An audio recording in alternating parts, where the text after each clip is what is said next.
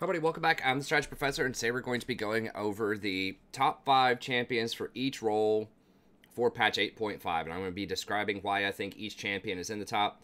There, of course, can be lots of other honorable mentions, as always, and it really depends on sometimes the ELO range that it is, and experience with the champion. So there are some champions that can be really good in the right hands or in the right ELO ranges that will deviate from this a little bit. But pretty much my methodology is I heavily weight platinum and lower because that's who most people will be that are watching this video in terms of how effective is that champion if you are solo queued with little to a moderate amount of experience with the champion. So I'm not talking specifically to one-trick people. I'm not talking about the pro scene or the challenger scene for the most part. I'm focusing very heavily on how is this going to affect the majority of people that are watching this channel that are going to be platinum and lower, and they probably will not be one-tricks with the champions that I'm talking about.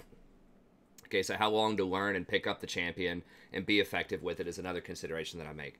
But we'll start with the top lane, then we'll go to the jungle, mid, ADC, and support. The TLDR, if you just want to know what it is, you can see it here, but Nasus, Alawi, Darius, Cho, Camille, Warwick, Kha'Zix, Jax, Skarner, Sejuani, Anivia, Fizz, Cass, Malzahar, Talia, Xayah, Triss, Jinx, Twitch, Varus, and then Janna, Rakan, Lulu, Zyra, Alistar is where we're going from. And I don't just look at statistics. I will look at statistics some as we go through, but I think also you have to look beyond that because statistics often can be very misleading because sometimes, and we'll see that as we go through here, some champions get played a whole lot and that drags down their statistics because you have a bunch of amateurs playing the champions, whereas some champions that will have a really high win rate will have a really low play rate, which means it's mostly one-tricks that are playing the champion. And so that can throw off the stats a little bit. And of course, the different ELO ranges change the statistics around as well. But let's go ahead and get in here. You'll find timestamps in the description if you want to jump around to different parts.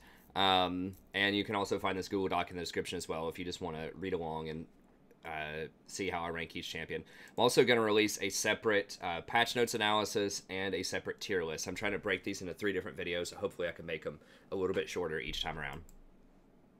Okay, so number 1 for top lane, Nasus. Still Nasus. A lot of other tier lists won't put him this high, but I do because he's, for the most part, very reliable. And you'll see this with a lot of champions that I put on here. Not all of them, but a lot of them are very reliable. So they're not going to require a ton of skill shots. There will be some. Cassiopeia's on there. You know, she's an exception. We'll talk about her later. But by and large, they're going to be effective. They're going to scale really hard, and they're going to do whatever their one specific thing is really well. So Nasus is just a powerhouse top lane who can potentially 1v2 or 1v3 off of just a couple of items. He has a lot of sustain in lane, so he's very forgiving. If you take a couple of bad trades, you can sustain through. Often he'll still take Kleptomancy, and he'll take a lot of defensive runes most of the time. So if you look at, I doubt that challenger level players are going to be playing him a lot. You can also take Grasp. That's legit too, because they did nerf Kleptomancy recently.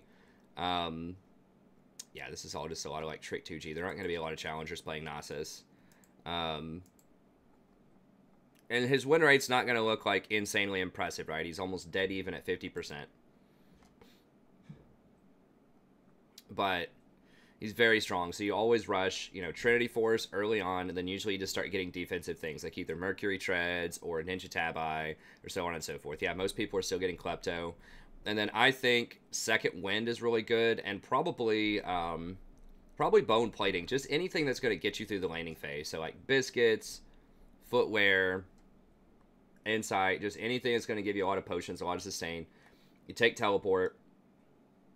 Obviously, max your Q. I would max probably W second.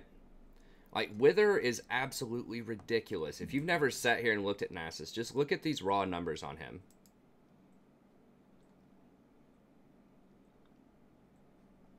And some people say, well, it should be Nasus. Well, it's 2 syllables, so it's, you know, Nasus, I think, and not Nasus. Like, a sound like Nace is when it's 1 syllable, when there's usually like 4 letters in 1 syllable, like vase or mace or something like that. I'm trying to think of, well, I'm not going to go too far down the linguistic hole there, but I think it should be Nasus. Anyways, he has the innate lifesteal. Everyone knows what his Q does. Stacks up, does a ton of damage. But, like, Wither, look at this. You can get a slow for 5 seconds. There's no diminishing returns on this slow. This is part of what makes him deceptively really strong. It's up to a 95% slow. And it lasts for 5 seconds. 5 seconds. So that means if anyone's ever comes up to try to gank for Nasus, they're probably going to die. Right? The person that Nasus is laning against, because they're going to have a 5-second slow on them. Even if they flash, they're still going to be slowed for an additional 3 seconds. And it lowers their attack speed. By a lot. So up to a 47% attack speed slow. That is insanely slow. And once you start getting like CDR, you know, if you get up to, you know, 25, 30% CDR, depending on your build, maybe even 40, you know, this is going to be like on a 6-second cooldown. Something like that, and it lasts for 5 seconds. You can almost have this permanently up. So if you put this, and it has 600 range, so that's the range of a lot of 80 carries. So if you put this on someone like a Varus, or you put this on, you know, any sort of very attack speed reliant champion, a Jinx if you can get close enough, or a Kog'Maw if you can get close enough, Vayne, it just completely brutalizes them. They have to have a Quicksilver Sash to get rid of this, or they're just going to be completely worthless in team fights. So this is really brutal. This shreds armor for 5 seconds in an area of effect. This is not just for you. This is for everyone on your team. So if you show up to a team fight and everyone's all grouped up and fighting and you drop this thing right in the middle, it's going to reduce the armor of every enemy in there by 35%. Right? And it does a total of 430 damage if they sit it the whole time. But the key is that 35% armor reduction. That's not just for you so that your Q does an insane amount of damage, which it does do that, but it also helps your AD carry. It helps anyone else who's going to be doing physical damage do just a ton of extra damage.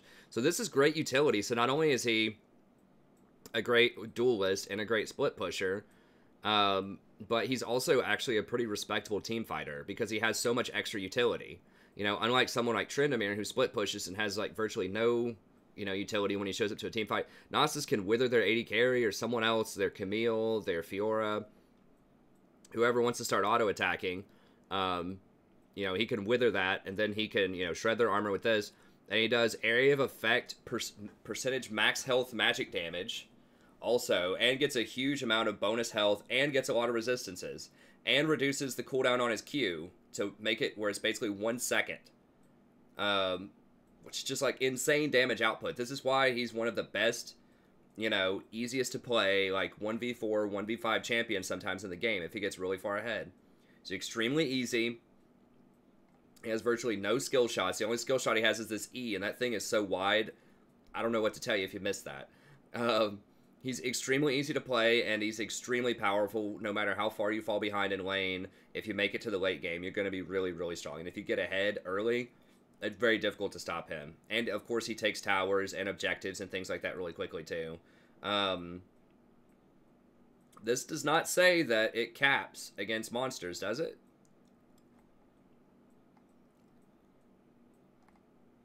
I don't see anything that says this caps against monsters. Unless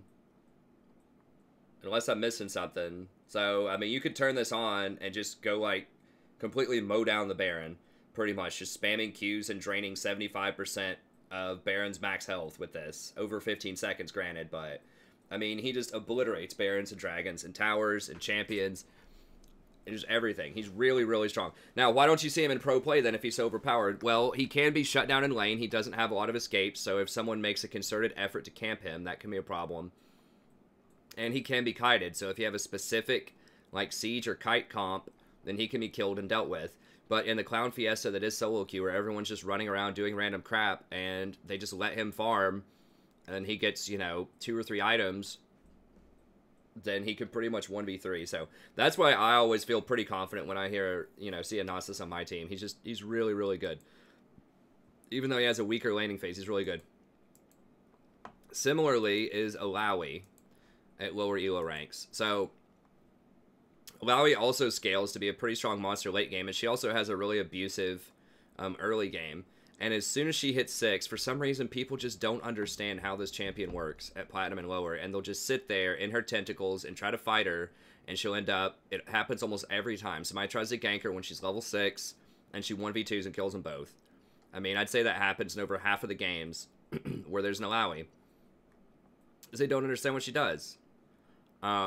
She's a really good Kleptomancy user because when you rip their soul out with the Test of Spirit and you hit it with harsh lessons, then you get extra procs off your Klepto. So she's a pretty good Klepto user. And like once you get your Black Cleaver, and especially after Black Cleaver, you know, once you get your Sterix Gauge, she's just really, really difficult to deal with. Does a ton of damage, just absolutely murders melee champions for the most part. And she's one of the best, you know, 1v2, 1v3 champions in the game. Because people, once again, you know, pro players are going to know, oh, there's her ult, let's back up and not sit in the tentacles. In solo queue, there's always that 1, 2, sometimes 3 people that just don't understand how that works, and they'll just sit in the tentacles and die, and then just complain in the chat about how she's overpowered. So, very good at abusing people, you know, Platinum and lower. Darius is another up-and-comer. I didn't usually put Darius this high. He did recently receive some buffs. And they have nerfed a lot of other champions that have been good against Darius. Things like Gnar, Kennen, Teemo. Just these kind of ranged, like, harass champions. So a lot of people are playing, like, melee tanks or these, like, melee fighters top lane. And he's really good against that. I mean, they added a lot of extra damage. They added extra shred to his apprehend. And then they buffed him a lot. I think they added extra damage to his decimate or to his passive 1. I mean, let's see here. Okay, crippling strike. They buffed that. Get extra penetration off of this. Near the end of the season, they increased his bleed damage by quite a lot. Increased the AD. So they've been buffing him, you know, a couple of times in the preseason, and then just most recently with his apprehend and his crippling strike. And they've nerfed a lot of the other people around there. So, you know, kind of like Nasus, kind of like Alawi, he's just brutal if he's allowed to sit there in lane. Nasus isn't brutal on the spot if you let him sit in lane, but he's going to win the game if you don't camp him. And Darius is kind of similar too. Like, he just demands attention from the jungler. He can't really escape, just like Alawi and Nasus. But once again, he's a candidate for turning it around, turning a gank around and going 1v2 because people just will not respect how much damage he does when he gets full stacks on him. And then, of course, he can chain together his ultimate, do massive true damage. So he's pretty good. I have a bit lower than Nasus and Alawi because I think he's easier to kite. He's easier to deal with. Like, Alawi can at least has pretty good poke, you know, where she can rip people's souls out and then, you know, poke them that way. And then she has some, like, decent stain. And I think the tentacles just do a lot more burst damage than Darius does, I think. So I'd put Alawi a little bit over him. But they're both similar types of champions. And then Nasus has all that utility that I talked about before. That Wither is absolutely ridiculous. And then he has the armor shred and the tower taking and Baron taking and all that. So I think Nasus is definitely a step up from Darius and Alawi. But, you know, he's still right there. And he has the biggest, probably the biggest kill threat of the 3 at level 6. But yeah, he's pretty good. Especially kind of like Platinum lower, maybe Golden lower. Now, for once you're moving up the elo a little bit, Cho'Gath is just a better version of Darius. And you're going to see a lot of Cho'Gath, I think, in pro players. Starting to see him a bit more. I think he's become the best tank top lane. I like Shen a lot, too. I know everyone's going to say, but Sion, what about Sion? We'll talk about Sion here in a second. But I think that Cho'Gath is going to be really strong again. He has the true damage execute, kind of like Darius. I'm honestly not really sure why Cho went away. I think maybe Gnar was just bullying him out too much. But Cho has great team utility. He has awesome silence later in the game. His knock-up can hit multiple people. That's really strong later in the game. And then, of course, you know, just flash R-ing and just, you know, doing 70% of the damage on a squishy on the back line is really good. And he's good at chomping tanks that don't stack a lot of health. A lot of people are not going to be stacking as much health now because they just took out Cinder Hulk. They lowered that a lot. And they lowered Warmogs, the threshold for Warmogs a lot. And you have some tanks that just try to get away with only running like maybe 1 or 2, you know, kind of health items, so it's low. Someone like Jax, for example, you know, typically is just going to get the Cinder Hulk and then, you know, just get small incremental amounts of health over time. People aren't going to be getting that Warmogs, and that's the big thing that counters Cho really hard is Warmogs. So people are going to be getting less of that item, and he doesn't care how much armor you have or how much magic resist you have. He's going to chomp you and is going to do a ton of damage. So, and he has a lot of sustain in lane. He's very difficult to push out of lane. Now, he's not a great split pusher, which is the thing. You know, he doesn't take towers very quickly, but he does provide magic damage, which is nice too. If you're going to have 80 junglers, which I think you're going to start to make a comeback, you're going to see more Kha'Zix. In pro play, you might see some Rengar. But you're going to start to see, you know, a rise in these AD fighter type of junglers. They're already starting to come back a little bit. You're seeing more Kayn. You're seeing a lot more Kha'Zix. Kha'Zix is super popular right now. You might see some more Rengar after some of these changes. And you're going to see a bit of a decline in people like Sejuani. Although Sejuani is still going to be pretty good, especially in solo queue, you'll see her decline a bit. And so having that magic damage threat in the top lane is pretty nice. So, you know, now the Warmog's nerf does help, or does hurt Cho'Gath himself, of course, but I still think you're going to see a lot of him, and I think he's going to be one of the better tanks. He's not that hard to play. And then Camille is kind of the best carry champion, I think. The big thing about Camille is, you know, she's very good at busting up tanks. She's very good at fighting squishies.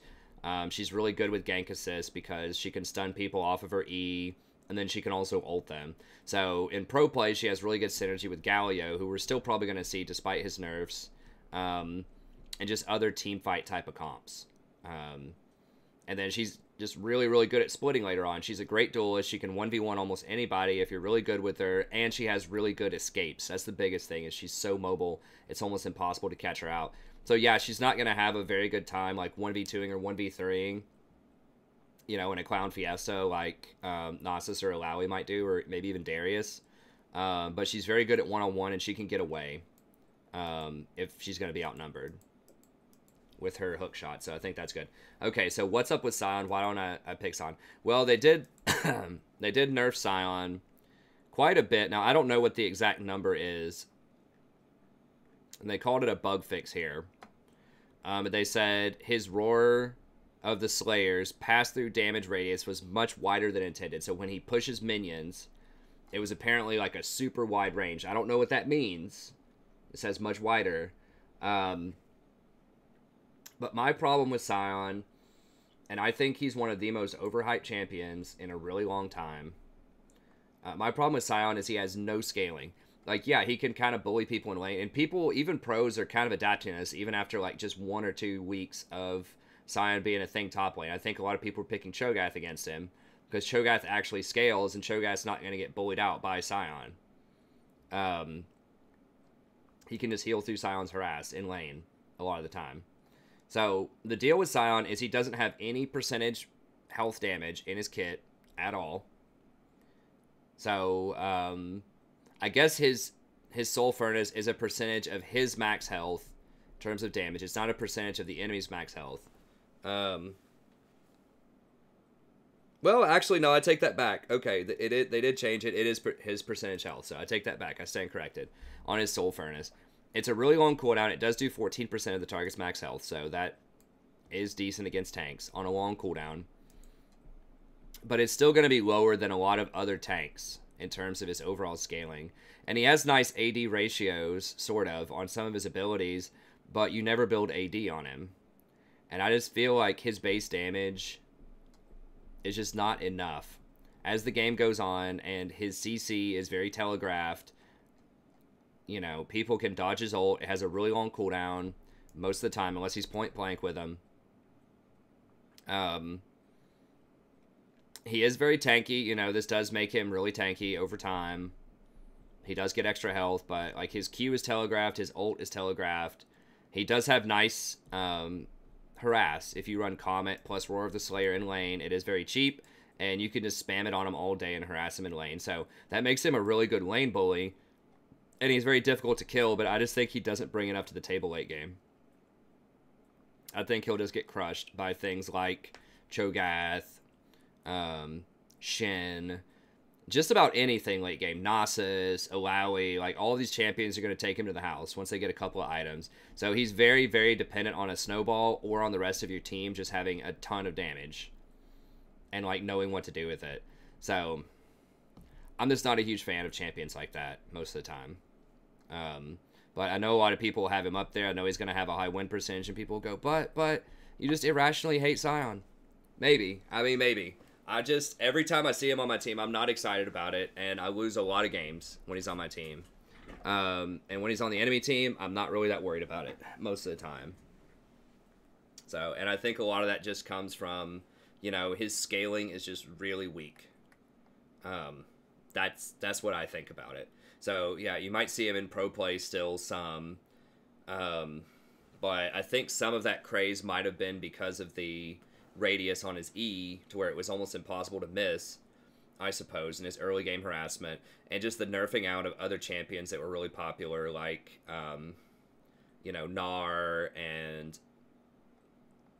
I don't even know. I still feel like Gnar would take him to the house. Maybe not. Maybe his E harass is just so strong late game that it's just difficult to deal with. I don't know, but, you could throw Sion in the top 5 if you want. I would still, if you want to throw him in there, I definitely would not put him above Nasus or Alawi in solo queue, but, you could throw him in the Darius slot if you want. I think he's going to fall in priority quite a lot, but after those nerfs, but we'll see. I know that's probably the most controversial thing on my tier list, but I don't believe it. Anyways, okay, moving on. Jungle. Warwick, still going to take my top spot in the jungle, and the reason for that is he's just really good at the Clown Fiesta. Like, his numbers are just crazy. So, obviously, he can run people down. He's impossible to escape from, so that's very good in a Clown Fiesta. He can just run around and pick off, people who are injured in lane. And they're just, like, a lot of little nuts and bolts things. Like, you can be an okay Warwick. Like, he does have a fairly low skill cap, but, like, his ability to... this is so annoying. His Q, when he latches onto somebody and you flash, it takes him with you. Or if you use some kind of mobility move. So if you, like, jump or just blink or whatever, he will still stay on you. And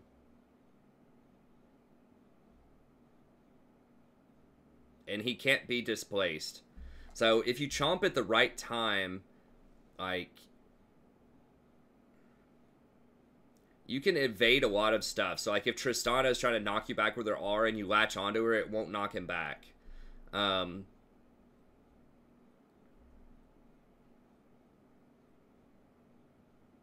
Yeah, and you have to, if you hold down the Q. So it just, you can dodge a lot of, or you can negate a lot of, like, knockbacks and stuns and just weird things with this. It's kind of glitchy, sort of like Tristana's buffering on her W jump. You can just get around a lot of CC if you do this correctly. That's kind of like a higher skill cap thing, but it's really annoying. It's really effective. This does 10% of the target's max health on a 6-second cooldown. Heals you for a lot. 120% of your AD. So, it's just really, really good. Like, it's good sustain, it's good damage output, it's on a low cooldown, and it has this really annoying, like, aspect to it that allows you to bypass a lot of crowd control out there. And then this one, Blood Scent is okay, whatever, lets you hunt people down, that's good. Primal Howl is the other thing that's really ridiculous with him. Reduces all incoming damage. After 1 second, Primal Howl can be reactivated. Now, I assume this stacks multiplicatively with armor. It has to. There's no way it stacks additively. So, like, if your armor blocks 50%, there's no way you're blocking all incoming damage. So, if you have 100 armor and it's going to block 50% of the damage, that's probably going to take it down to 100. And then this is going to reduce the remaining amount by 55%, which would take it down to, like, 20 damage. But still, that's just, like, insane with resistances. It's very, very difficult to deal with. And it stuns people for a decent amount. And unlike a lot of other damage mitigation abilities out there, this, I believe, still blocks tower damage. So that means that early on, he can block a lot of tower damage and just tank a lot for his team, and that's really, really frustrating. So this is basically, I mean, it's not quite an Alistar ult. It doesn't last as long, but its functionality is very similar to old Alistar, where it's just really hot. Like, he can just dive, and you're just never safe behind towers when this is up. And then, of course, his Infinite Duress. He just has a very safe clear. He's quick. He's great at skirmishes. He can pick people off. He's not the greatest at starting team fights, but he can if he has to with Infinite Duress. He's just a very, very strong champion for solo queue right now, and he's pretty easy to play. Another one, Kha'Zix, is a bit harder to play, but he's going to get a lot stronger because of the nerfs to Cinderhulk and Warbogs. People are going to be less tanky, most likely, early on, and that's going to favor champions that are either Trinity Force or Warrior users. But there will be a lot of people trying to play him, and so that's going to drag his win percentage down quite a bit. Anything that's like a fighter, assassin type of champ is not going to be... yeah, he's the #1 play jungler. And the average games that people play with him are 7. And they die a lot. So he just does a ton of damage to isolated targets. The biggest thing about Kha'Zix, I think, is his... once he upgrades his R...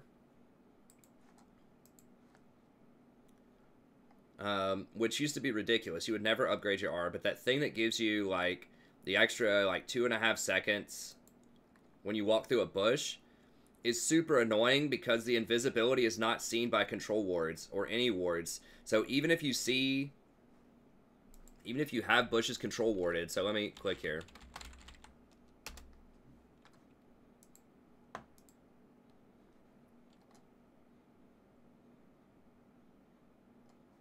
And pull this up. Maybe it'll pull up. Okay, here we go.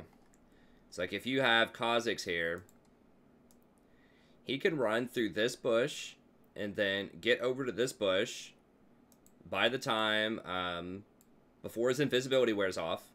So he enters this bush. Even if you have this control warded, he still gets in this bush. Now he's free for another 2.5 seconds. Once he gets this bush. And then he runs out here, jumps, and gets on you right here before he's visible again. So that means that even if you have this bush control warded and you have like this stuff warded, as soon as he pops into here, I mean, heck, he might even, I don't know the exact timing. He might even be able to run and just like barely touch this bush and then get into this one and then wrap around to this one. That might be a thing depending on his movement speed. If not, you might be able to see him for a slight glimmer. But I feel like if he just touches this like right as he leaves, gets invisibility, I think it's for 2.5 seconds. Let me see. It may not be that long. 1.5 seconds after leaving the bush, but it lasts for 3 seconds while you're in the bush. So you may not quite be able to get all the way there. I know that you can, I'm almost positive you can go from here over to here though. Through all of this and then just jump on people. So that's just super frustrating to deal with because he's so difficult to get around wards. And the fact that he turns invisible so often, once he gets that Duskblade in the jungle, he can just keep running around to different bushes and turning invisible. And then, of course, he can also just use the active on it and become invisible. And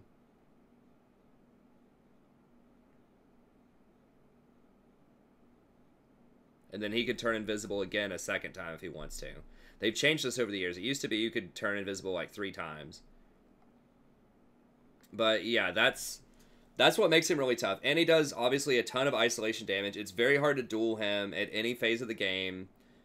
He's pretty terrible in team fights, but he's just so great at hunting people down and dueling them. And that invisibility just makes him really hard to deal with. So I think he's one of the best fighters in the jungle. Jax is another one. I used to hate Jax in the jungle. I thought it was pretty worthless, but they have nerfed a lot of the other champions, and people have figured out some really good builds for Jax. He does have a pretty long stun if he's able to jump on someone and land it, and his leap strike does have a pretty good distance on it, I think. It's got 700. That's a pretty good gap closer. And then the stun, I think, lasts for 1 second.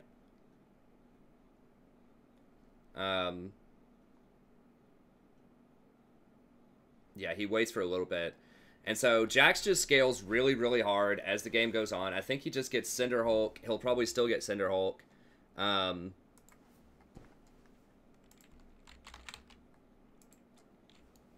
I think he gets like a Hydra, right? Titanic Hydra, yeah, because this gives him a reset. So then he has 2 resets on his W and his Titanic, which just gives you a ton of extra damage over time. And then, of course, he can go into...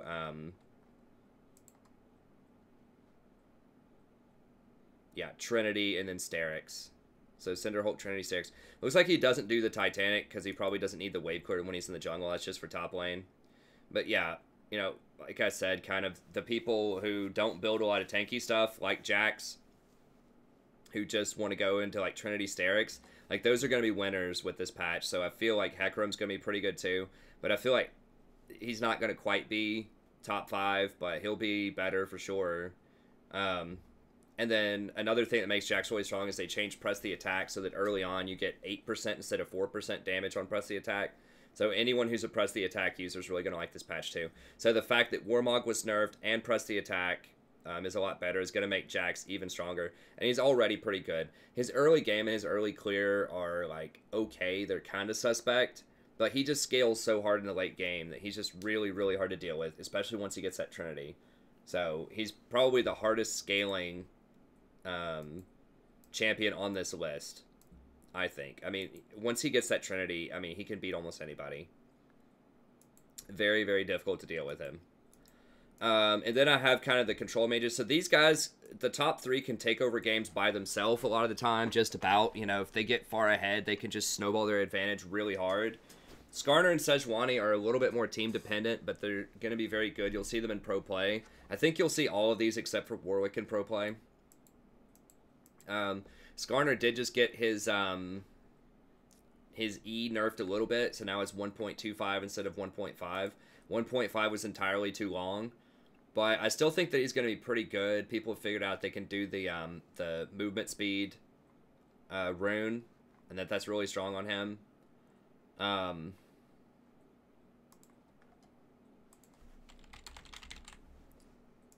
people going, yeah. Yeah, he's still going to have a high win rate. What are they doing for secondaries? Just celerity for the movement, water walking for even more movement.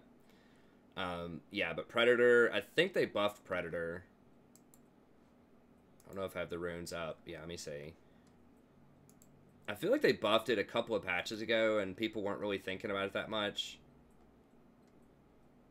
8.1 they buffed it.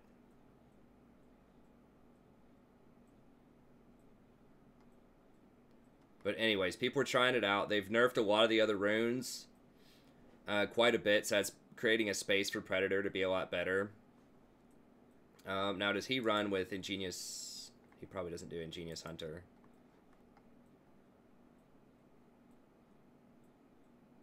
He does. Okay. So Ingenious Hunter is actually really good here because that lowers the cooldown on Predator because that counts as a boot active.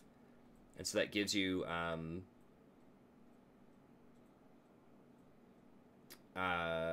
many more uses of the Predator, and then that also helps with your sweeper, which is really nice. Okay, I was just making sure. I saw Gorilla was playing it, and I was like, what? Because he's a support. I was like, is he trying out support Skarner?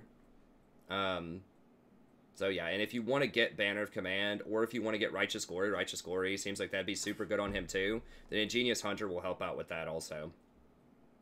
And if you want to get Banner, it helps with that. So I still think he's going to be pretty good. You know, obviously he's known for his ultimate. They have to have Quicksilver Sash or they're not getting out of it. It's on a pretty low cooldown from what I remember. It's like 120 seconds. I played him as support like near the end of 2016 before the Malzahar support came on because I wanted someone who's just really good at locking down melee assassins because that was when Kha'Zix and Rengar were really strong. So yeah, 1.75 on a pretty short cooldown. This thing does quite a bit of damage, and it stuns for that 1.25, what was 1.5 seconds. So that's really nice. And then he has a repeatable Crystal Slash. People don't do it. You could, in theory, go something like Trinity Force on him. It's a little goofy, but He's just a really good roamer. He's kind of like the new age Rammus. It just scales a little bit better, I think. And he gets like a speed boost off of his W. So I think he's just a better version of Rammus right now. But yeah, you'll probably still see him in pro play. He's a good, once again, he's not going to take over the game by himself. He probably won't have enough damage to do that, but he's a really good tank utility type of champion. And then Sejuani. Everyone knows Sejuani. You know, she'd really like to go Cinderhulk Warmogs, but she might still even be able to get that and just get one extra Ruby Crystal or something to be fine. So it'll just slow down her progression to get that Warmogs passive by like an extra 3 or 4 minutes. But she'll still probably be okay. Sejuani is just amazing. Tons of CC, good percentage damage. Pretty good wave clear. Or jungle clear, rather. So I think she'll be good. Okay, let's go ahead and talk about mid lane. So, you know, other honorable mentions here, I guess. You know, let me look at the jungle here. I'm not a fan of Nunu. I know he's got a high win percentage. I just don't think he does enough. Maybe at really high elo at Challenger, maybe he's a bit better. Udyr is someone that I have considered because, you know, he does like to go Warrior Trinity, and that just got a lot better. And he likes press the attack. So Warrior, Trinity, press the attack, Sterix, all of these get a lot better because, you know, they've nerfed Warmogs, they've nerfed Cinderhulk, and then several of the tank junglers have also been nerfed. So like Sejuani's been nerfed, Skarner just got nerfed. And so if we do start to see a lot more things like Kha'Zix, if we see more Rengar, Kayn, stuff like that, Udyr is very, very good at busting up other fighters. I don't know how he fares against Jax. Jax might be able to beat him later in the game, but Udyr's going to have the power a lot faster. So Udyr is kind of like an early to mid-game powerhouse in terms of his overall damage output. And he takes dragons, you know, barons, stuff like that really quickly. So I'm pretty sure he just goes Trinity, Sterix. Looks like he doesn't. Well, this gets Sterix, Trinity, Sterix, Warrior, and then just a bunch of tank items. So, yeah, that Q damage is pretty strong. They buffed it within the last 5 patches or so, I think. Yeah, he likes press the attack and celerity. So, Udyr's someone to look out for. You're not going to see him in pro level play, but I think he could be pretty legit in solo queue. Shaco's a one-trick champion. He's all right. I'm not going to endorse Aatrox or Tryndamere. I think Shyvana definitely gets a lot better here. They did increase her base attack damage. She did get nerfed last patch, but now press the attack is a little bit better, so you might see her. I'm not a huge fan of Trundle or Zen. They're all right. Jax, talked about him. He's great. Nocturne's another hot one. We'll see. This is going to give him better clear. He's going to be like one of the better, like just dive the backline and just kill him, you know, once he gets Duskblade plus Ghostblade. But there's a lot of counterplay to that, you know, like Lulu's knockup and Janna's just shield and ultimate and all that nonsense can just really peel him off unless he like legit one-shots. And Janna and Lulu are both going to be very popular, and Rakan, so I'm not a believer. Nocturne can be really good if he gets super far ahead, but he's complete garbage if he's behind. And he's not going to scale back into the game, probably. Volibear was kind of like a flavor of the week. People were really hyping up on him. He was doing all right. They changed something about the way that he flings people. It wasn't a damage nerf. It was something else. I'm not really sure like what that means when I read the patch notes, but I think he was overhyped. I don't think he's that great. He's okay. Kayn, kind of similar to Nocturne. Just can go in and potentially dive the back line if he gets really far ahead. He's okay. Rammus, okay. I think Skarner's a better version of Rammus right now, but Rammus can certainly still be very strong, especially against champions that can't really deal with his role that well. Master Yi, decent one-trick champion. I don't think it's a great meta for him right now. Those are probably some of the only ones worth mentioning. Jarvan's still, like, serviceable. He's all right. Never pick a Mumu. Zac can be very good if you're good with Zac, but once again, Cinderhulk, Warmog, pretty standard on him. Both just got nerfed, but he can still be all right. Rengar, Jiri's out. If you're a one-trick, you can be good with him, but I don't think that's quite enough yet. Hecarim got better. We'll see. I think Hecarim's a little slow. He requires a snowball. Lee Sin's awful. At least it's just not a great time for assassins. Other than, like, I think Kha'Zix just crowds out most other assassins. He's very, very good right now. Okay, let's talk about mid lane here really quick. Anivia, I think, is the best champion on this patch. I'm just going to say that for solo queue. She is the champion that I would certainly ban if your team is not going to play her. She got so many buffs on this patch because they nerfed some of her main competition. They nerfed Ryze, they nerfed Azir. Now, they have her as like a 3 difficulty. I don't believe that for a second. Like, she, you know, some of the best plays you can make with her are going to be difficult. I'm pretty sure you can knock people out of mobility with her Crystallize. So, like, if Zach's trying to engage on you, you can actually knock him out of the air if you W right on top of him. Like, if you're fast enough and time it just perfectly, you can do that. Kind of like with the Trundle Pillar, you can do that with Lee Sin. If he's trying to get on you, or if, like, Tristana is trying to jump away, or if Kha'Zix is trying to jump on you, or if Rengar's trying to jump on you, you can knock all those champions out of the air with Crystallize. That's perhaps a 3, right? That's a 3 in difficulty. That's a really, really good Anivia player if you could do that. But even if you can't do that, she's so strong. You just hold this R down. It instantly clears the wave, pretty much. Nobody's pushing through that. It's impossible to siege her. It's impossible to come out and stop her from sieging you. I mean, a lot of people, you know, when I was talking about this champion last night in chat, they're like, oh, but she's immobile. You can just get on her and flank her. I'm like, well, good luck with that, because you're going to have to run through this Glacial Storm. You're going to have to run through her Crystallize, her wall. You're going to have to run through her stun. And if you somehow do get to her in a team fight, if you do pick her off, then you've got to kill her twice, because she's going to have this rebirth. And she's going to get health off of Rod of the Ages. So, she's just very, very difficult to deal with. You know, she's not great pre-6 in lane, but it doesn't matter. Who cares? Go down 15 CS. Just farm safely, and then you'll make up for it later, because you can instantly clear the wave, and then go clear your junglers' wolves, go clear the raptors, go clear the enemy jungle. You just instantly clear anything you want with your R. And, you know, well, you might say, well, why haven't we seen her a lot? She's been good this whole time. People have just been focusing on mobility a lot in the pro play. You know, they've been playing things like Talia, Ryze, stuff like that, Galio that can teleport around and exert more map pressure. That's something she doesn't do very well. She doesn't roam super well because she's not that fast. But Tyr just got buffed a lot. Leandri's just got buffed a lot, and Deathcap just got buffed a lot. And all 3 of those are really, really good on her. So I think that just makes her insane right now. Like, her scaling is through the roof. You know, this has a 0.8 ratio on the Q, which is big. This 1.0 on her Frostbite with a huge base. That's a 300 base damage with a 1.0 on a 4-second cooldown. Now, yeah, that's assuming someone's sitting in the Flash, the Glacial Storm or the Flash Frost. Yeah, this Flash Frost also has over 300 base damage with a 0.8.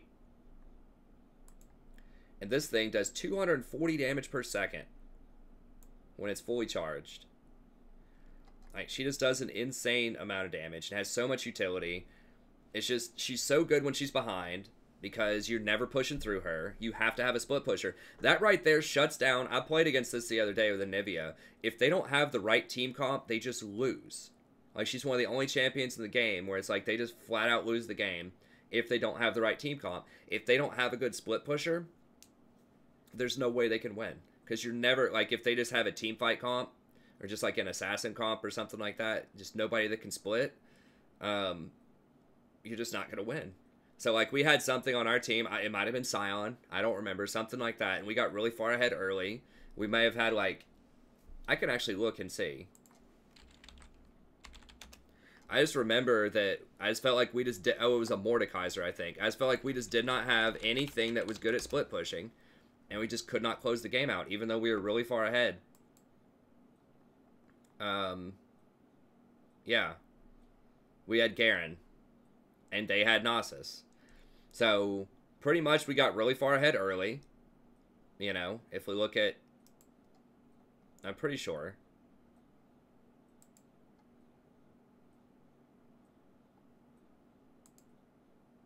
Team analysis.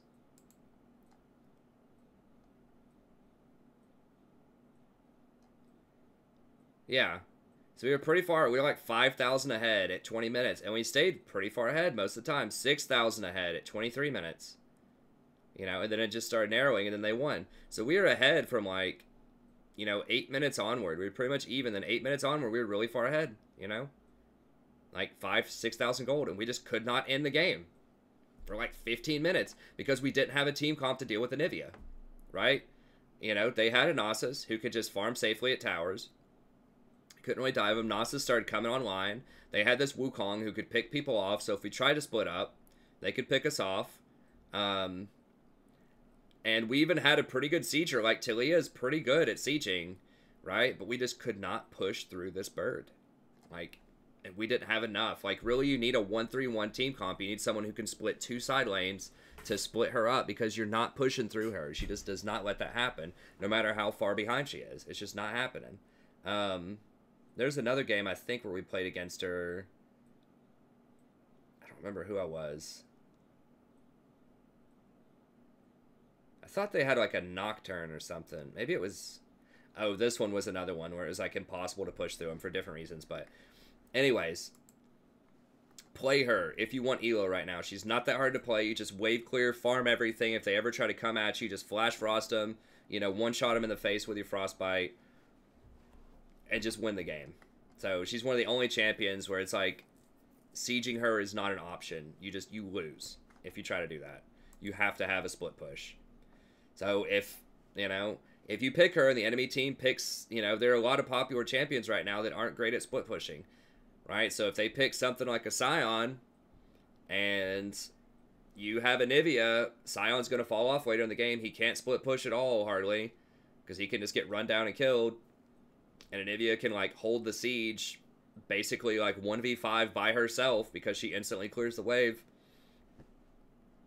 Then you're just going to lose. So, yeah, Anivia is super good. Fizz is another one who's really strong right now. I don't fully comprehend why Fizz is this oppressive, but I just know that he is, especially in, like, gold and lower. People just are not punishing him as much. It might be the runes. Anivia is the second highest. Might be his runes. I know that he is very good with Electrocute. That does a lot of damage, sudden impact. He gets the extra penetration off of it, which is good. Relentless Hunter lets him roam around. I don't really get it. Historically, people have been able to bully out Fizz in lane. Maybe people just aren't picking champions, or they just don't know how to bully him in gold and plat. I don't really know, like, what's up with that.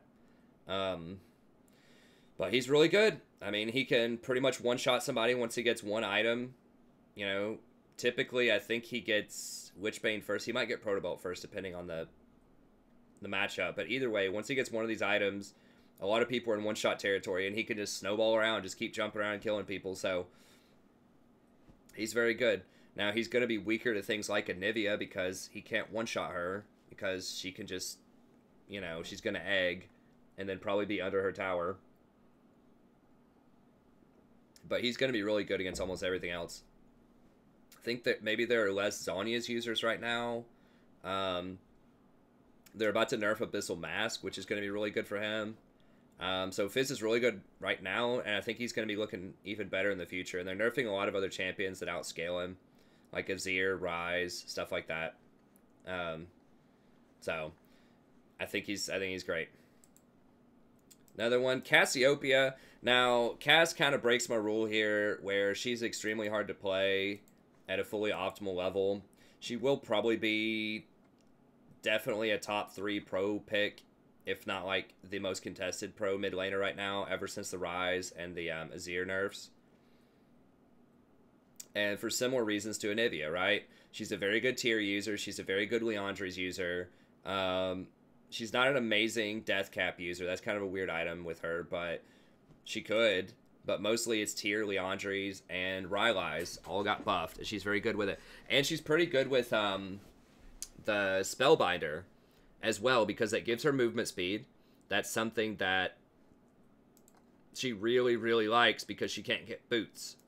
So being able to get the Spellbinder is nice. And because she spams so many spells, it charges up the Spellbinder quite a lot.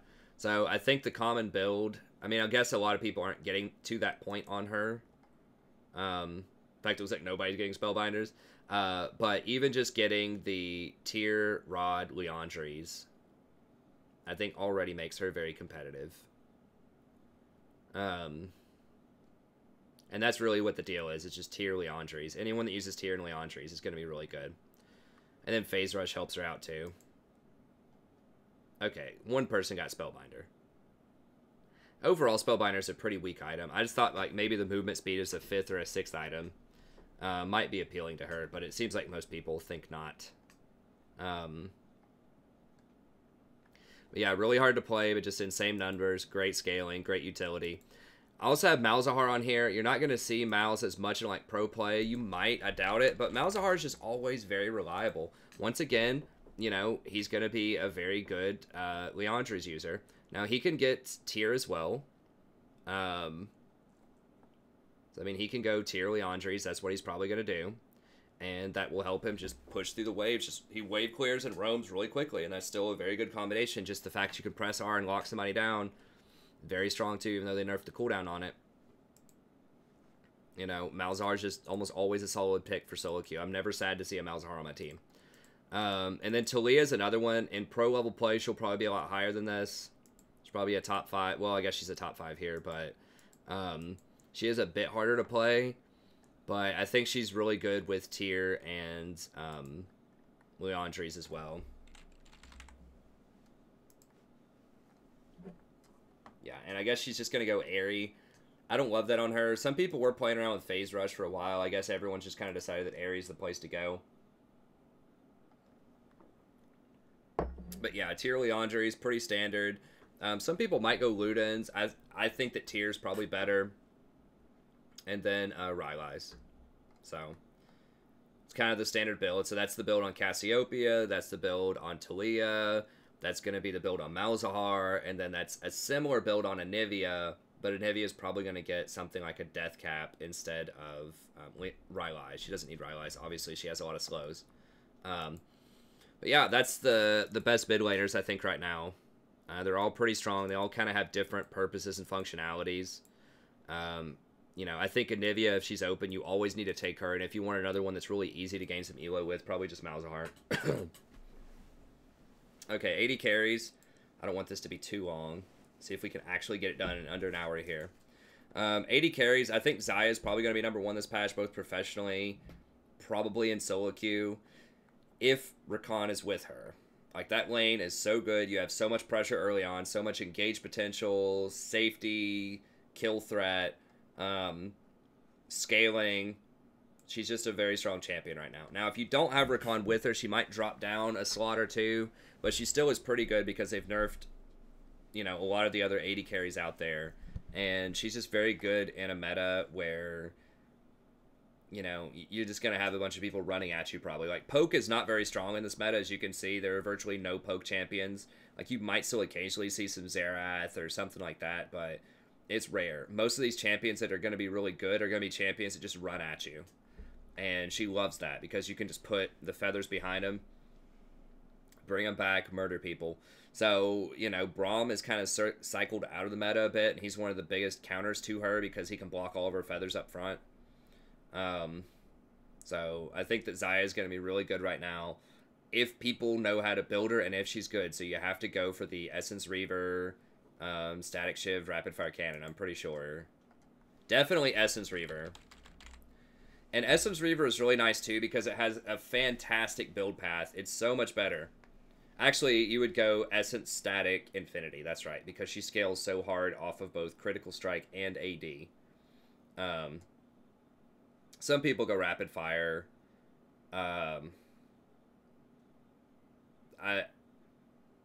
People go Rapid Fire instead of Static. I don't know about that. I think next patch they're nerfing Static wave clear capability, and then you might want to consider that, but people are split on it. Some people go Static, some people go Rapid as their attack speed item, but you almost always get Infinity Edge and Essence Reaver, and that just makes her hit like a truck. She has so much burst.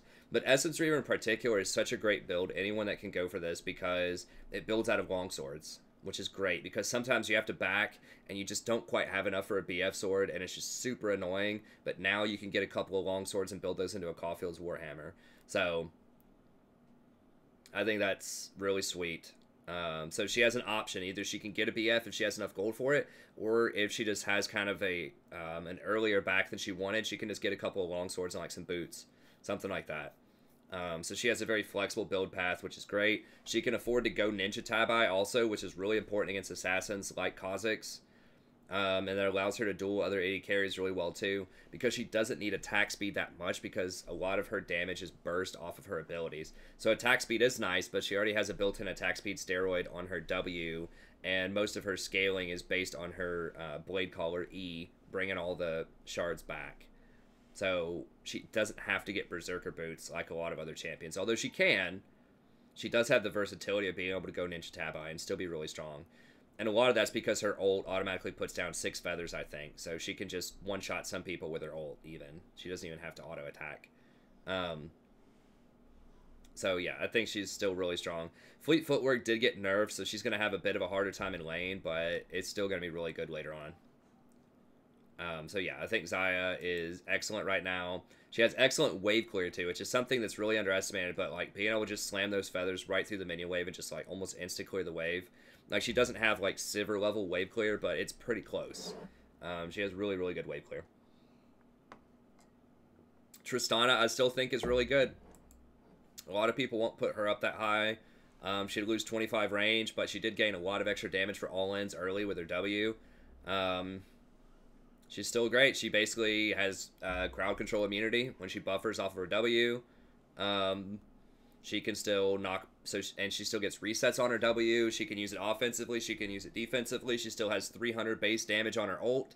So basically, as soon as she pops 6, she just jumps forward, throws a bomb on somebody, and they're almost certainly dead, unless they flash immediately. She still scales like insanely high as the game goes on, because she has like, I think it's like a 90% steroid on her Q. She's still really, really good. So yeah, they did take away some of her range, but you might feel that in professional play. People won't play her as much in pro play, but for most of the solo queue until you get up to Diamond, a lot of people will not abuse auto attack ranges anyways. They're just going to let Triss go up and farm for free, even though she lost 25 range. Just for comparison, Xayah also has 525 range, and people still play her a lot. Now, Xayah does get increased range when she gets the feather attacks, but Trist's range does increase over time as well as she levels up. So, you know, by the time she reaches level 18, it's only 8 less range, I think. So Triss is still going to be a force. She's still very safe, very powerful. Safety is always at a premium in solo queue, because you just don't know if your support's actually going to peel for you or not if you're playing AD carry. So, you know, being able to play something like Triss is great, especially because Ezreal has just been, like, dropped off in the dumpster the last few patches, and then Triss has become the default, like, really safe pick. Xayah is pretty safe too, but Triss is more consistently safe than Xayah is, I would argue, because she has both her R and her W to get away. But yeah, her attack speed, or her attack range goes to 661. I think it had been like 670 or something. So she didn't really lose that much off of it. Then they increase her damage on her W. So now it does almost 300 damage when you max it out. So yeah, I still think she's really good. Jinx is another one. She got buffed a few times over the last few patches. I think she's the best, like, hyper carry who just, like, you know, builds crit and just right clicks and kills people right now. Her chompers are actually pretty good at defending her from things like Zac or other stuff that wants to jump on her, because the chompers now stop things that go through them. And chompers are just a really good combo as well with any sort of crowd control support. So like if an Alistar, you know, combos somebody, or Rakan, you know, engages on somebody, you can always drop those chompers in there. And it just chains together a lot of damage. And if they step on your chompers, they're probably dead most of the time. She just does a ton of damage. She snowballs really hard. Excellent team fight potential. Excellent objective control in towers. She shred towers super fast. So she's kind of like Trist. She's a less safe version of Trist who has more sustained damage in fights, would be what I would argue. So I think that she's going to be really good. Has probably better wave clear than Trist too. So yeah, Jinx is really strong. I think Twitch is still really good. I mean, they just rebuffed him a little bit. They had nerfed him before. Still going to be a super strong champion. He, you know, anyone that can turn invisible and just lurk around and pick people off is going to be powerful, and he's just one of the highest scaling AD carries in the game. If he gets 2 or 3 items, he can just shred an entire team. I've talked about Twitch a lot, and virtually anytime I do a tier list that involves AD carries, Twitch is on it, and he's still going to be really, really strong. Now, excuse me, he can get bullied out early game in like some tough lanes. So, you know, if he's against like a Draven Zyra or something like that, it's going to be really hard. But I think in a lot of lanes, especially lower elos where people aren't going to punish you a lot early and you just get to sit there and they'll just farm off with you, then Twitch is a really, really good powerhouse. Now, I have Varus down here. If I were talking strictly about pro play, I'd probably have Xayah Varus would be like the tier list, and I expect to see a lot of them. Unless they're banned out, I expect those two to be picked probably every single time on this patch. You might still see some of the Koreans playing Ezreal, but he's really, really good in pro play. I just don't trust him in solo queue. I've seen so many Varuses that just don't know how to hit their ult, don't know how to position correctly, just build the wrong items. Still in like 2018, you'll see some Varuses rush like Blade the Ruined King, or like, you know, Infinity Edge or something like that. So there's just so many ways you can mess up his build. You can mess up his positioning. You can miss his ultimate. So he can be really good, but people just aren't going to leverage his strengths in solo queue as easily as they do something like Jinx or Twitch. You really have to abuse his range early on too. He has 575 range, and people just don't do that very well in solo queue. So Varus can be really good, and the higher elo you get, the better he's going to get. So, you know, even in something like Platinum or Low Diamond, he might have a step up on some of these other ones, but by and large, there's just a lot more stuff that can go wrong with Varus than most of the other ones, except for Xayah. You can mess up Xayah a lot too, but like the good cases with Xayah are so powerful that I still think she deserves a top spot, even though she's harder to play than Triss, Jinx, or Twitch, I think. But yeah, Varus really good, but I think, you know, a lot of people can mess him up. So he's one of those, if you're like a one-trick Varus, so you play him a ton, you know, he could be even higher. Kog'Maw's another one that just got kind of quietly buffed again. I think if you have Lulu with Kog'Maw, he could definitely crack it in the top 5. I mean, he might even be top 3 at that point. He has really, really good synergy with Kog'Maw.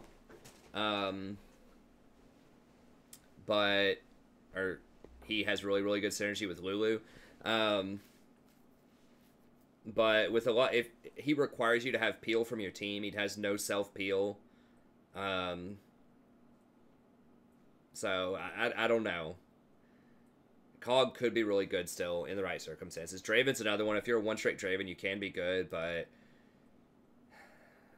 I just don't see Draven dominate quite as much as he used to, and I'm not really sure why. He's okay.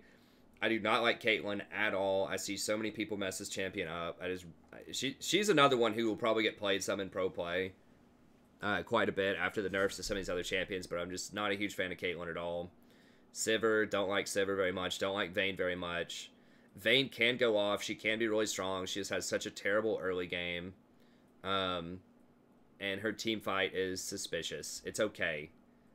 It's okay, but, you know, it's just not going to be as impactful as something like a Twitch or a Jinx or a Xayah in terms of team fighting.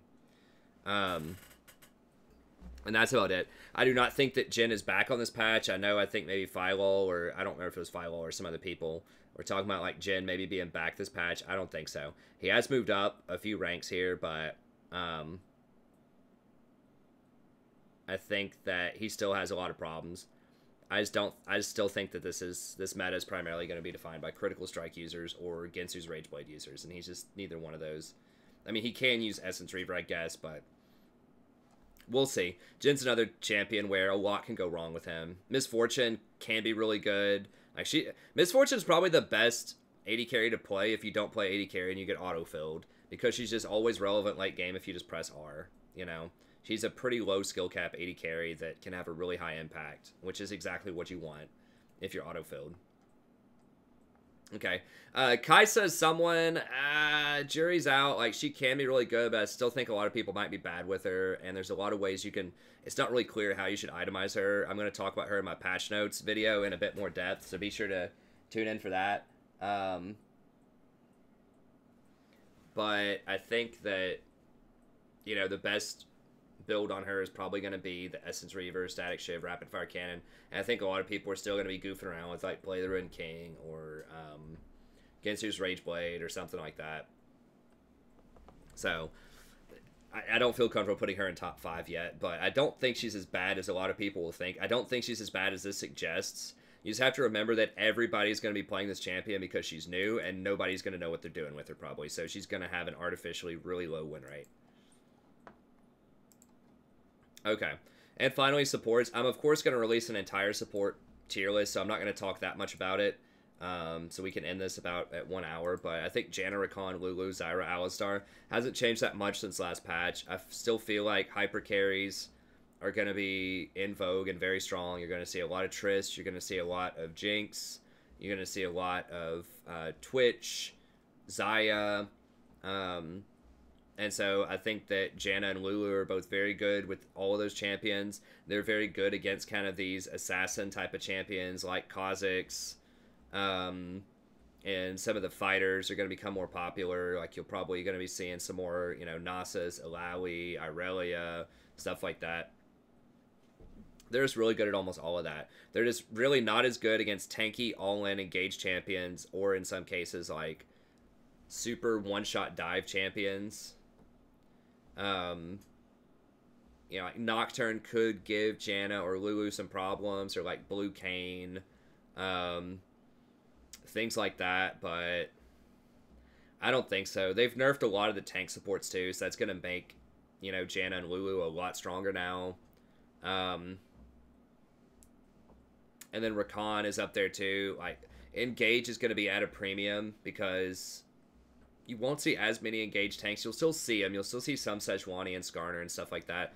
But like I said, I expect to see, you know, more Jaxes, more Kha'Zix, and, you know, stuff like that out of the jungle. And so having an Engage like Rakan can be very helpful. And then, of course, Rakan's interactions with Xayah are great. And he's so flexible and versatile with his CC.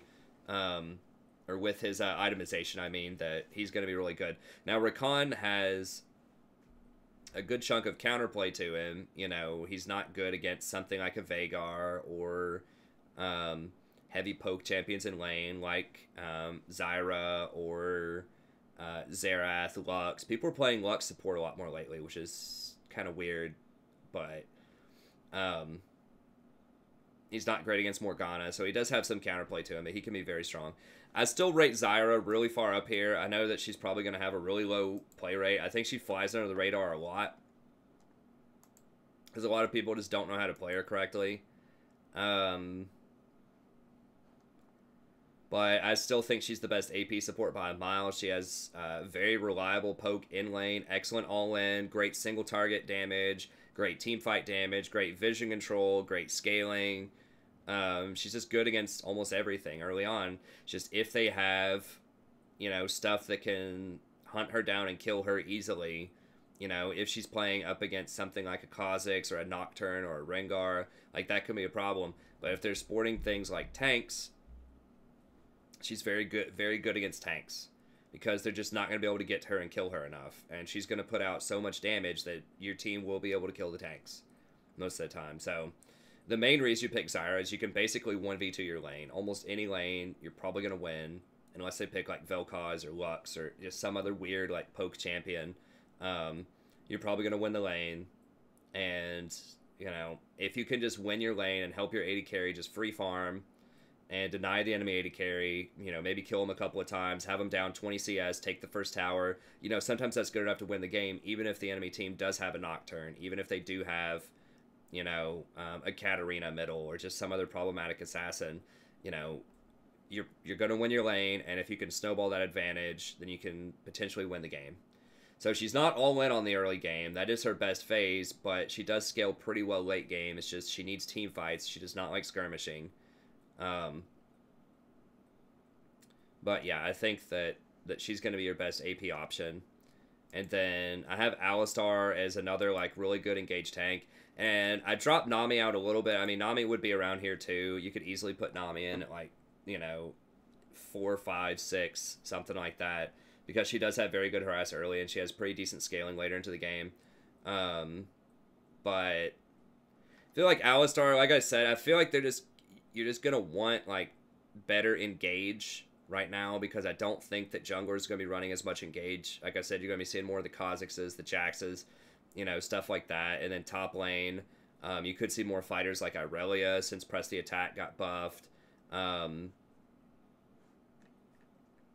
You know, Darius, Alawi, Nasus, even Cho. Like, none of these Camille, none of these champions are really great, like, engage fight, you know, type of champions. And a lot of these aren't that great either at it. I mean, Skarner and Sejuani, yes.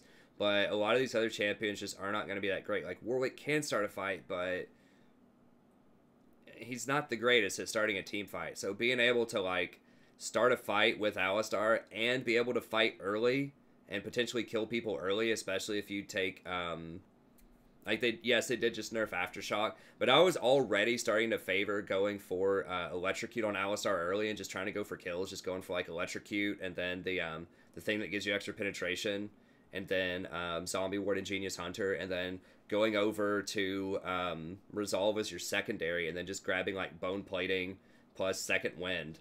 I already think that was good, because the last tree is such garbage. If you go Resolve Aftershock first on Alistar, the last tree where you have to get, like, Overgrowth or Unflinching is just absolute trash. And Aftershock is, like, it was okay, but I was already highly favoring Electrocute on Alistar. And so, yeah, they nerfed Aftershock, but who cares? I wasn't getting it anyways most of the time. So I think Alistar is a unique type of champion where he can be very aggressive and get kills early. He has sustain in lane. He's one of the only tanks that has really good sustain for both he and his partner in lane. And he has pretty good engage throughout the rest of the game. Right? He can get mobility boots and just run around and make plays around the whole map. So I think that Alistar definitely can have a place, especially because teams are probably going to be pretty light on engage right now, because of the nerf of a bunch of different tank items over the last few patches. But anyways, that's going to be it. Thank you very much. Hope you enjoyed it. Once again, this is just my assessment of the top 5, you know, depending on your skill level with the champion, your elo, just your play style. There could certainly be a lot of different champions that can be good around here. These are just my thoughts on what I think will be strong right now, primarily for people that are platinum and lower. So anyways, that's going to be it. Thank you very much. Have a good day, and I'll see you next time.